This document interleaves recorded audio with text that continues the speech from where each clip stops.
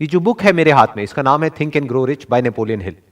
इसको मैंने बहुत ही स्ट्रांगली रिकमेंड किया हुआ है अपनी वेबसाइट के ऊपर भी, और उसके अलावा और भी अपने कई सेशंस में मैंने इसको रिकमेंड किया है। तो आज से कुछ महीने पहले मैंने एक बुक के ऊपर अपने व्यूज शेयर करे थे जिसका कि नाम है as a man think it. तो उसमें नीचे कमेंट सेक्शन में बहुत लोगों ने रिक्वेस्ट किया हुआ है कि इस बुक के ऊपर भी आप अपने व्यूज शेयर करिए। तो इस बुक में से मैंने कुछ पॉइंट्स मार्क कर रखे हैं जिसकी कि आज हम डेप्थ में चलेंगे मिल करके, यानी कि आप जो मुझे अभी वीडियो में देख रहे हैं और मैं, हम लोग मिल करके इस बुक को डीपली समझने की कोशिश करेंगे कि बुक क्या है। इस बुक की बैक साइड पे अगर आप पढ़ेंगे तो उस पे लिखा हुआ है, after interviewing over 500 of the most affluent men and women of his time, Napoleon Hill uncovered the secret to great wealth based on the notion that if we can learn to think like the rich we can discover wealth and success. तो ये book कोई ऐसा ही नहीं है कि किसी ने ऐसे ही कुछ भी सोचा और लिख दिया। इसके लिए उन्होंने 500 से ज्यादा लोगों का इंटरव्यू किया, वो लोग जो कि दुनिया के सबसे अमीर लोगों में से एक थे, और उनमें कुछ कॉमन ट्रेड्स को ऑब्जर्व किया जिसके बेस पे स्टेप बाय स्टेप एक प्रोसेस उन्होंने बनाया कि जिस प्रोसेस को अगर कोई फॉलो करता है तो वो भी उन्हीं लोगों की तरह सक्सेसफुल हो सकता है। तो इस बुक का जो सबसे इंपॉर्टेंट चैप्टर है वो है डिजायर।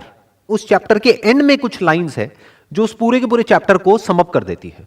तो मैं उन लाइंस को पढ़ूंगा, फिर उसको हम डीपली समझने की कोशिश करेंगे कि उसका एग्जैक्ट मीनिंग क्या है।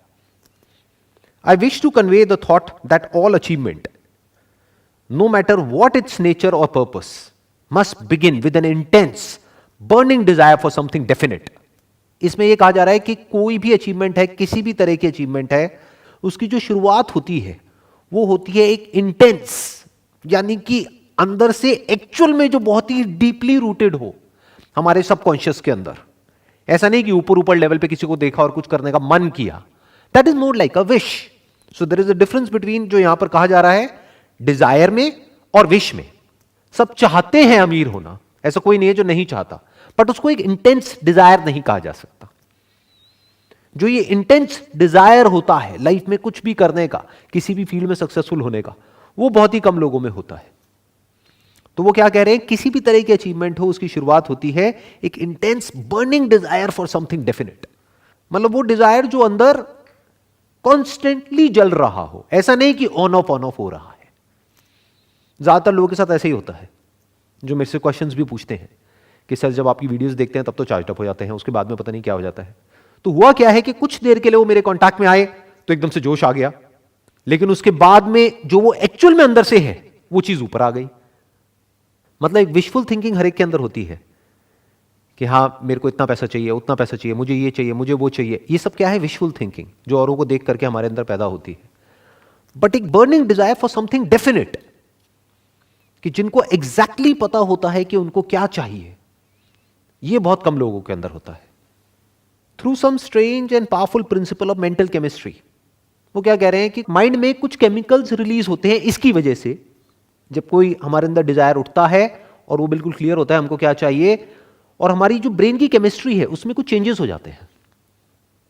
अब इसमें हमको कुछ मिस्टिकल नहीं बनाना है, हमको ये नहीं सोचना है कि कहीं से कुछ तरंगे आती हैं, वो उठती है और फिर ये होने लग जाता है, वो होने लग जाता है, ऐसा कुछ नहीं है। इसीलिए उन्होंने क्या वर्ड यहां पे यूज किया, केमिस्ट्री। इट इज केमिस्ट्री, जैसे हमने स्कूल में पढ़ी है, इट इज केमिस्ट्री। केमिकल लोचा होने लग जाता है हमारी ब्रेन के अंदर। इसकी वजह से, उस केमिकल लोचे की वजह से क्या होता है, हम उस डायरेक्शन में भागने लग जाते हैं। जब माइंड में, इसको आप इस तरीके से कह सकते हो कि जब एक इमेज फिक्स हो जाती है, ये डिजायर क्या है बेसिकली, किसी ना किसी इमेज से रिलेटेड है, तो जब वो इमेज फिक्स हो जाती है, डेफिनेट होती है, तो ब्रेन में जो सारे केमिकल्स हैं वो एक पर्टिकुलर तरीके से चलने लग जाते हैं। यानी वो ही केमिकल्स रिलीज होते हैं जो कि उस इमेज को रियलिटी बनाने के लिए चाहिए होते हैं। बॉडी इतनी इंटेलिजेंट है कि वो अपने आप ही ऐसे केमिकल्स अंदर प्रोड्यूस करती है कि आदमी की बॉडी और उसका माइंड उस डायरेक्शन में भागने लग जाता है। फॉर एग्जाम्पल, मुझे रेड कलर की ये गाड़ी चाहिए, ये वाला मॉडल चाहिए, तो इससे क्या होगा, क्या केमिस्ट्री में चेंजेस होंगे ब्रेन की में। देखो आप कहीं भी होगे आपको गाड़ी नजर आने लग जाएगी। आप सड़क से जा रहे होगे, एकदम से दूर से भी कहीं वो गाड़ी निकल रही होगी तो आपको दिख जाएगी। तो बस इतना हो जाता है कि आपकी नजर वहां चली जाती है। जो हमारी नजर एक्चुअल में भटकी होती है, आपको चारों तरफ वही नजर आने लग जाता है। यानी आपका दिमाग फोकस्ड हो जाता है। नहीं तो वैसे हमारे दिमाग में हजार चीजें एक साथ चलती रहती हैं, बट जिस बंदे के माइंड में क्लियर हो जाता है कि मेरा ये डिजायर है और मेरे को इसको अचीव करना है, उसका माइंड एक ही डायरेक्शन में भागने लग जाता है। अब उससे वो चीज मिल नहीं जाती है, क्योंकि उस चक्कर में बंदा फंस भी सकता है अगर बाकी के जो स्टेप्स इसमें बताए गए उसको फॉलो ना किया जाए तो। ऐसा नहीं है कि अगर डिजायर के ऊपर ही हम अपना काम करते रहे तो वो चीज खुद चल करके हमारे पास में आएगी, ऐसा नहीं होता है। उस चक्कर में बंदा फंस भी जाता है। फंस कैसे जाता है? जिसके दिमाग में पहले से ये बैठा हुआ है कि मेरे को ये चाहिए और यही गाड़ी चाहिए, एट एनी कॉस्ट चाहिए और अभी की अभी चाहिए, और वो रातों रात तो मिलेगी नहीं, तो उसको बेवकूफ बनाने वाले भी लाइन से बैठे हैं। वो आएंगे कोई भी स्कीम लेकर के या कोई भी प्लान लेकर के, कुछ भी लेकर के, और उसको कहेंगे तेरे को ये चाहिए ना, ले बेटा तू ये ज्वाइन कर ले, ये कर ले, वो कर ले, उससे तेरा ये हो जाएगा। तो ऐसे बंदों की बेवकूफ बनने की पॉसिबिलिटी भी उतनी ही है जितनी की सक्सेसफुल होने की। आप कह सकते हो 50-50 है। 50% पॉसिबिलिटी है कि वो बुरी तरह से बेवकूफ बनेगा, 50% है कि वो सक्सेसफुल होगा। कब होगा सक्सेसफुल? जब आगे भी जो बातें कही जा रही है उसको भी ढंग से डीपली समझेगा, उसको भी फॉलो करेगा, तब वो सक्सेसफुल होगा। बट अगर सिर्फ यहीं तक शॉर्टकट मारने की कोशिश करेगा तो वो फेल हो जाएगा, उल्टा फंस जाएगा। ये डिजायर ही उसको फंसा देगा। अब वो किस तरह से फंसा देता है उसके बारे में मैंने अपने अलग अलग सेशंस में बहुत बात करी है, तो मैं उसमें अभी नहीं जाऊंगा इस वक्त, लेकिन वो हमको फंसा देता है। एक दूसरा डिजायर होता है जो खुद को कैपेबल बनाने का डिजायर होता है। वो डिजायर बड़ा कमाल का होता है। मतलब अगर आप खुद के ही एक बेटर वर्जन को इमेजिन कर सकते हो, जैसे अगर आप बिजनेस कर रहे हो और आपका डिजायर सिर्फ पैसा है, तो there is a strong possibility एक आप गलत रास्ते पे भी जा सकते हो जो आगे जाकर के आपको फंसा सकता है। अब तो कुछ वेब सीरीज भी बन गई है ऐसे लोगों के ऊपर, तो मुझे ज्यादा बताने की जरूरत नहीं है। बहुत सारे एग्जाम्पल्स हैं हमारे पास में जो कि पैसे के चक्कर में फंस गए। तो ये पैसे का डिजायर हमको फंसा देता है, चीजों का डिजायर हमको फंसा देता है, लेकिन खुद को कैपेबल बनाने का डिजायर आपको और डाउन टू अर्थ कर देता है और आपको आजाद कर देता है। पैसा तो आता है ऐसे लोगों के पास में, बहुत आता है, जो अंदर से कैपेबल होते हैं। तो अगर इमेजिन करना ही है तो ये डेफिनेट गोल क्या होना चाहिए?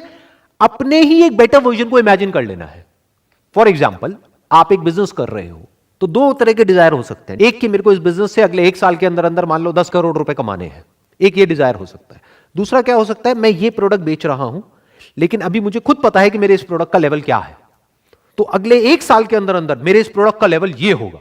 उसको आप इमेजिन कर रहे हो कि आज मान लो on a scale of 1 to 10 इसका लेवल है 3, 4, आने वाले 1 साल बाद इसका लेवल होगा 9 या 10। नंबर 1। नंबर 2, अभी मेरे को मार्केटिंग की जो नॉलेज है वो on a scale of 1 to 10 1 है, आने वाले 1 साल बाद मेरे को होगी 10। मेरे कस्टमर्स का जो सेटिस्फैक्शन लेवल है आज की डेट में, क्योंकि क्वालिटी अच्छी नहीं है तो सेटिस्फैक्शन लेवल कम है, वो है 2 या 3 नंबर पे, उसको हम बढ़ा करके ले जाएंगे 10 तक। अगर इस तरह के डिजायर आपके अंदर बढ़ रहे हैं, बर्न कर रहे हैं, तो आप बहुत आगे जाओगे, बहुत दूर तक जाओगे। बाकी जो होते हैं वो गेट रिच क्विक में यहां वहां कहीं ना कहीं जाकर के फंस जाएंगे। ऐसी बहुत स्कीम्स हैं, बहुत तरह के बिजनेसेस हैं, उल्टे सीधे ये वो लंबी गेम नहीं खेल पाएंगे। अब जो एक चैप्टर है इस बुक के अंदर, that is chapter number 4 on auto suggestion. इसमें कहा जा रहा है this is the medium for influencing the subconscious mind. बिल्कुल सही बात कही जा रही है। सबकॉन्शियस माइंड मतलब क्या है? हमारी आदतें, वो काम जो हम बिना सोचे समझे करते हैं। जैसे जब तक गाड़ी चलानी आपको नहीं आती है तब आप कॉन्शियस माइंड से गाड़ी चलाना सीखते हो, एक बार गाड़ी चलानी आ जाती है तो वो गाड़ी सबकॉन्शियस से चलती है। आप कुछ और सोच रहे होते हो कॉन्शियसली, लेकिन गाड़ी अपने आप चलती रहती है। तो क्या कहा जा रहा है? No thought whether it is negative और positive can enter the subconscious mind without the aid of the principle of autosuggestion. Autosuggestion को एक और तरीके से भी आप बोल सकते हो रेपिटेशन।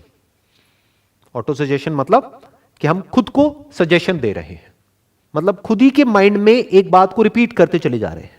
किसी भी स्किल को अगर हमको डेवलप करना है तो उसके लिए क्या चाहिए? Repetition, practice. माइंड के लेवल पे अगर ये जो डिजायर है, अभी वो सिर्फ एक डिजायर है, उसको बर्निंग डिजायर बनाना है, तो उसके लिए क्या करना पड़ेगा? क्या चाहिए माइंड के लेवल पे? Auto suggestion. ऑटो सजेशन मतलब क्या? रेपिटेशन, कि बार बार उसके बारे में सोचना पड़ेगा। तो वो धीरे धीरे कॉन्शियस माइंड से हट करके सबकॉन्शियस में चला जाएगा। फिर क्या होगा? अपने आप ही वो थॉट्स आने लग जाएंगे। बिल्कुल ऐसा है जैसे एक बीज को आप प्लांट कर रहे हो। डिजायर बिल्कुल एक बीज के जैसा होता है, तो बड़े सोच समझ करके वहां पे प्लांट करना होता है। नीम का बीज बो दिया तो उसके बाद में पता नहीं लगेगा, लेकिन जिंदगी कड़वी हो जाएगी। और अगर आम का बीज बो दिया तो जिंदगी मीठी हो जाएगी। तो इसीलिए मैंने कहा कि डिजायर किस तरह का अच्छा होता है लॉन्ग रन में और किस तरह का बुरा होता है, based upon my own experience. कुछ लोग मेरी बातों का कुछ गलत मतलब भी निकाल लेते हैं। उनको ये लगता है जब मैं बोलता हूं कि भाई इस तरह के डिजायर हमारे अंदर नहीं होने चाहिए, तो उन लोगों को ये लगता है शायद मैं जो कह रहा हूं उसकी वजह से उनके पास में पैसा नहीं आएगा या उनका लाइफस्टाइल इंप्रूव नहीं होगा, जबकि मैं ऐसा कभी भी नहीं कह रहा हूं। मैं क्या कह रहा हूं, डिजायर ऐसे पालो जो आगे जाकर के आप फंसो नहीं, पैसा बहुत आएगा। और जो भी कुछ कह रहा हूं, सवाल यह उठता है कि मेरे पास में क्या अथॉरिटी है इस बुक के बारे में बात करने की। जो भी कुछ कह रहा हूं अपने एक्सपीरियंस के बेस पे कह रहा हूं। मतलब मैं आपको कोई समरी नहीं बता रहा हूं इस बुक की, वो तो कोई भी कर सकता है। मैं क्या बता रहा हूं कि मैंने इस बुक को पढ़ा था आज से बहुत साल पहले, मे बी 20 साल पहले, जिसके बेस पे मैंने कुछ समझा, कुछ इंप्लीमेंट किया, कुछ चेंजेस लेकर के आया अपनी थॉट प्रोसेस में, जिसकी वजह से आज मेरी लाइफ एक पर्टिकुलर लेवल पे है। तो क्या कहा जा रहा है, no thought whether it is negative और positive can enter the subconscious mind without the aid of the principle of autosuggestion. मतलब कि जब तक कि हम रेपिटेशन नहीं करेंगे तब तक के कुछ भी नहीं होगा। तो रिपीट करना है, यानी कि जो भी आपका डिजायर है, जो भी आप बनना चाहते हो, जो भी करना चाहते हो, उसको लिखते रहो, उसके बारे में सोचते रहो, उससे रिलेटेड बुक्स पढ़ सकते हैं, उससे रिलेटेड वीडियोस देख सकते हैं। यानी हमारा माइंड एक ही जगह पर फोकस्ड हो जाए कि जो आपको करना है पूरी तरह से वहां पर फोकस्ड हो जाए। फॉर एग्जाम्पल, आपके माइंड में ये डिजायर है, एक बर्निंग डिजायर है एक्सीलेंस को अचीव करने का, जिस भी फील्ड में आप हो उस फील्ड में, तो उस एक्सीलेंस की जो भी डेफिनेशन है, हर फील्ड के लिए अलग अलग है एक्सीलेंस की डेफिनेशन। आप एक डॉक्टर हो तो कुछ और है, इंजीनियर हो तो कुछ और है, लॉयर हो तो कुछ और है, बिजनेसमैन हो तो कुछ और है। जो भी डेफिनेशन है आपकी फील्ड में एक्सीलेंस की, उस डेफिनेशन को पहले क्लियर करो अपने माइंड में, डिफाइन करो अच्छे से, ताकि वो डिजायर डेफिनेट हो जाए। फिर उसको रिपीट करते चले जाओ अपने माइंड में कि this is what I want to become, this is what I want to achieve. अब चैप्टर 6 है इमेजिनेशन के ऊपर। इसमें कुछ बहुत इंटरेस्टिंग लाइंस हैं। The imagination is literally the workshop wherein are fashioned all plans created by people. The impulse, the desire is given shape, form and action through the aid of the imaginative faculty of the mind. मतलब यहां पर क्या बात करी जा रही है कि इमेजिनेशन भी बहुत जरूरी है। हम क्या समझते हैं इमेजिनेशन मतलब क्या, सिर्फ उन लोगों के लिए जो किसी क्रिएटिव फील्ड में है। अरे नहीं, सबको है। अगर आपको कुछ भी ढंग का अचीव करना है तो पहले आपको इमेजिन करना होगा, क्योंकि वो अभी आपकी करंट रियलिटी से बिल्कुल अलग है। फॉर एग्जाम्पल, आप क्रिकेटर हो लेकिन आपका फिटनेस लेवल एक लेवल पर है आज की डेट में, बट कोई क्रिकेटर है जिसका कि फिटनेस लेवल एक अलग ही लेवल पे है। मान लो आपका है 100 में से 10, बट कोई और है जिसका है 100 में से 100। तो वो आपके लिए एक एंड गोल हो गया। तो अपने आप को इमेजिन करना पड़ेगा फिटनेस की उस स्टेट में, जिस स्टेट में पहुंचने में आपको हो सकता है कई साल लगेंगे, और उस इमेजिनेशन को माइंड में रिपीट करना होगा थ्रू ऑटो सजेशन, ताकि वो image, the image of the kind of fitness level you want, externally as well as internally. Internally मतलब क्या, बाहर से तो आपकी मसल्स दिख सकती है, अंदर से मतलब क्या, आपकी कोर कितनी स्ट्रांग है। किसी भी स्पोर्ट्स में या गेम में सारा खेल कोर का होता है। कोर मतलब आप इसको ये भी कह सकते हो, foundation of fitness is core. तो वो बाहर से नहीं दिखता है। तो ये आपका गोल होना चाहिए, और आपके अंदर ये इमेजिनेशन होनी चाहिए कि ठीक है, आज मैं इस लेवल पर हूं, लेकिन मैं अपने आप को इमेजिन कर पा रहा हूं और बिलीव कर पा रहा हूं कि मैं आने वाले 2 साल बाद इस लेवल पर होऊंगा। You must have that imagination powers. नहीं तो आप ये भी कह सकते हो, क्रिकेट में इमेजिनेशन पावर की क्या जरूरत है। अगर आप एक बैट्समैन हो तो सामने से बॉल आ रही है और आपको हिट करना है बैट से, खत्म। नहीं जी, उस बॉल को हिट करने के लिए आपका जो फिटनेस लेवल है वो एक पर्टिकुलर लेवल पे होना चाहिए। तो अपनी जो इमेजिनेटिव फैकल्टी ऑफ माइंड है उसको डेवलप करना होता है, उसके ऊपर काम करना होता है। वो बहुत जरूरी है अगर लाइफ में हमको कुछ भी बड़ा अचीव करना है। इनफैक्ट अगर हम अपने आसपास में कुछ भी देखेंगे, दैट कुड बी एनीथिंग, जो भी आदमी ने बनाया, एक सुई से लेकर के एरोप्लेन तक, वो सब क्या है, आज एक रियलिटी है, बट कभी ना कभी किसी ना किसी के माइंड में वो एक इमेजिनेशन थी, तभी वो रियलिटी बन पाई। अगर किसी के माइंड में वो इमेजिनेशन ही नहीं होती तो पेपर पे उसकी इमेज कैसे बनती, इमेज नहीं बनती तो एक प्लान कैसे बनता उसको प्रैक्टिकली बनाने का। तो everything is an imagination which is there in the mind. और स्पेशली एंटरप्रेन्योरशिप में, बिजनेस में, इससे बड़ी और कोई क्वालिटी नहीं है। क्योंकि द प्रॉब्लम इज कि आपके आसपास में कोई नहीं समझ पा रहा होगा कि आप एग्जैक्टली क्या सोच रहे हो और आप क्या करने वाले हो। किसी को समझ नहीं आने वाला, जिसको आप बताओगे वही आपके अगेंस्ट हो जाएगा। तो आपकी इमेजिनेशन पावर्स इतनी स्ट्रांग होनी चाहिए कि आप वो देख सको। मतलब that imagination must become like a vision for you, जो औरों के लिए सिर्फ एक इमेजिनेशन होगा, मतलब एक ख्याल होगा। किसी और को आप बताओगे तो वो कहेगा क्या ख्याली पुलाव पका रहा है, मुंगेरी लाल के हसीन सपने। बट आपके माइंड में क्या हो जाना चाहिए, वो इमेजिनेशन एक विजन की तरह हो जाना चाहिए कि आपको साफ नजर आ रहा हो कि आप आंखें बंद करो और आपको साफ नजर आ रहा हो कि आने वाले 5 साल बाद क्या होने वाला है, कि दुनिया किस डायरेक्शन में जाने वाली है। इसको एंटरप्रेन्योरशिप बोलते हैं। अब जैसा मैंने अभी थोड़ी देर पहले कहा था कि इसमें सिर्फ डिजायर से कुछ नहीं होगा, ऑल्दो डिजायर सबसे इंपॉर्टेंट है, यानी बिना बीज के कुछ नहीं होगा, लेकिन सिर्फ बीज से भी कुछ नहीं होगा। ये बात समझने वाली है कि उसके साथ साथ में और भी बहुत कुछ करना पड़ेगा। खाद डालनी पड़ेगी, पानी देना पड़ेगा, लैंड को आइडेंटिफाई करना पड़ेगा कि वो सॉइल उसके लिए ठीक भी है या नहीं है उस तरह के बीज के लिए। तो ऐसे बहुत कुछ करना पड़ेगा। तो और क्या करना पड़ेगा जो बहुत इंपॉर्टेंट है, या किस वजह से लोग आगे नहीं बढ़ पाते हैं। चैप्टर नंबर 8 है डिसीजन के ऊपर। इसमें क्या कहा जा रहा है, accurate analysis of over 25,000 main and women who had experienced failure disclosed the fact that lack of decision was near the head of the list of the 30 major causes of failure. 30 वजह जो इन्होंने ढूंढी, निकाली failure की, कि जिस वजह से लोग फेल होते हैं, उस लिस्ट में सबसे टॉप पे जो है that is lack of decision. This is no mere statement of a theory, it is a fact. Procrastination, the opposite of decision, is a common enemy that practically everybody must conquer. अब क्या कहा जा रहा है यहां पे, सबसे बड़ा चैलेंज क्या आने वाला है, प्रोक्रेस्टिनेशन. मतलब क्या कि हम टालते रहते हैं, lack of decision. And life is all about a decision. Life क्या है अगर डिसीजन नहीं है तो, हर कदम पे एक डिसीजन, और डिसीजन ना लेना भी अपने आप में एक डिसीजन है. तो यहां पर क्या कहा जा रहा है, लैक ऑफ डिसीजन. कि हम सही टाइम पे, जब सही मौका होता है तब सोचते रह जाते हैं, फिर वो मौका हाथ से निकल जाता है, फिर उसके बाद में सिर्फ रिग्रेट करते हैं. ऐसा हमने अपने घरों में बहुत बार होते हुए देखा है. बड़े बूढ़े जब बैठ करके बात कर रहे होते तो क्या बातें कर रहे होते हैं, उस टाइम पे मुझे मौका मिला था ये करने का, अगर कर लिया होता तो मैं आज पता नहीं कहां होता, तो क्यों नहीं किया. उसके पीछे जो सबसे बड़ा रीजन मिलेगा वो है फियर. इस बुक में एक और चैप्टर, यहां ठीक है अच्छा हो गया तो इतना अच्छा हो सकता है, लेकिन बुरा हो गया तो इतना बुरा भी हो सकता है. तो हम डर गए, इस वजह से हमने वो नहीं किया. जो सबसे बड़ा फैक्टर है फेलियर का, वो क्या है कि वो कुछ करते ही नहीं है, इस वजह से फेल हो जाते हैं.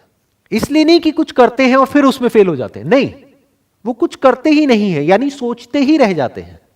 ना कुछ करने का डिसीजन ले पाते हैं, ना कुछ नहीं करने का, बीच में अटके रह जाते हैं और मौका निकल जाता है. इन अदर वर्ड्स, कल पे नहीं टालना है. प्रोक्रेस्टिनेशन का मतलब क्या है, कर लेंगे, अभी कौन सी जल्दी है, ये करना है ना, कर लेंगे. तब तक कोई और कर जाता है, फिर वो आकर के क्या बोलते हैं, ऐसे बहुत लोगों को आपने सुना होगा कि अरे ये तो मेरा आइडिया था, उसने कॉपी कर लिया. अरे वो तो तुझे जानता तक नहीं, उसने कैसे कॉपी कर लिया. वो ये कहना चाह रहा है कि उसने कर लिया और मैं सिर्फ सोचता ही रह गया. That is called lack of decision. In simple words, कि मतलब मैं करने के बारे में सोचता रहा, लेकिन कोई और था जिसने सोचा, या ये कह लो हजारों लाखों लोगों ने सोचा, लेकिन उसमें से कोई एक था जिसने सिर्फ सोचा ही नहीं, किया भी. यही डिफरेंस होता है सक्सेसफुल लोगों के बीच में और वो लोगों के बीच में जो सोचते रह जाते हैं. अब इसमें एक और पॉइंट है चैप्टर 9 के अंदर जिसके ऊपर बहुत ज्यादा एम्फसाइज किया गया है, that is persistence. The basis of persistence is the power of will. मतलब क्या कह रहे हैं, परसिस्टेंस कहां से आता है, विल पावर से. कि हमारे जो अंदर की विल पावर है that must be strong enough, कि जब सब कुछ हमारे अगेंस्ट चल रहा हो उस वक्त भी हम आगे बढ़ते रहें, क्योंकि ऐसा तो होगा ही. बिल्कुल जैसे मौसम बदलता रहता है, ऐसे ही लाइफ में होता है. सब कुछ हमारे फेवर में नहीं हो सकता ना हमेशा. जितना बड़ा आप कुछ अचीव करना चाहोगे, क्योंकि यहां पर उसी की बात करी जा रही है, जितनी बड़ी सक्सेस अचीव करना चाहोगे उतने ही बड़े ऑब्स्टेकल्स बार बार बीच में आएंगे. उसके बावजूद भी अपनी विल पावर के बेस पे अगर आप आगे बढ़ सकते हो तो आपके अंदर वो क्वालिटी है जो कि बहुत इंपॉर्टेंट है लाइफ में आगे बढ़ने के लिए. मतलब क्या कि चाहे कुछ भी हो रहा है आगे बढ़ते रहना है. बिल्कुल जैसे मैंने अभी मौसम का एग्जांपल दिया, यानी कि मौसम कैसा भी है, कभी बारिश आ गई, आंधी आ गई, तूफान आ गई, ये आ गई, वो आ गई, कुछ भी हो रहा है आगे बढ़ते ही रहना है, रुकना नहीं है. तो आदमी के अंदर ऐसी विल पावर होनी चाहिए कि come what may I will not give up under any circumstances. That is called persistence, and that is by far the biggest quality in life. Not just to be successful in life but in any sphere of life. चाहे आप एक student हो, चाहे business कर रहे हो, चाहे job कर रहे हो, चाहे कुछ भी कर रहे हो, परसिस्टेंस तो चाहिए ही. क्योंकि जिसकी छोड़ने की आदत पड़ जाएगी ना, कि जरा सी प्रॉब्लम आई, छोड़ो ना, क्या करेंगे, वो छोड़ता ही रहेगा जिंदगी में, वो भागता ही रहेगा. वो भगोड़ा बन करके रह जाएगा। और जिसकी आदत हो गई फेस करने की, वो फिर हर सिचुएशन को फेस करेगा, और फेस करके ही तो आगे बढ़ा जा सकता है। कई बार लाइफ में ऐसी सिचुएशंस आती हैं कि उसको बिना फेस करे आप आगे बढ़ ही नहीं सकते। आपका जो सबसे बड़ा डर है वो आपके सामने है, बट बिना उसको कॉन्कर किए आप आगे नहीं बढ़ सकते। यानी जब आपका माइंड, आपकी बॉडी, आपकी फीलिंग्स, आपके इमोशन सब आपको डरा रहे हैं, आपको आगे बढ़ने से रोक रहे हैं, फिर भी अंदर से आप अपनी स्ट्रेंथ को गैदर करते हो और कहते हो नहीं, करना है तो करना है। That is will power. Against all odds आप अगर चलते रहते हो, दैट इज विल पावर। फिर ये बुक में जो भी कहा जा रहा है, थिंक एंड ग्रो रिच, फिर अमीर एक बहुत छोटा वर्ड है आपके लिए, क्योंकि फिर जो आप कर सकते हो वो पैसे से बहुत बड़ा है। आप सिर्फ पैसा नहीं कमाओगे, you will leave a legacy behind.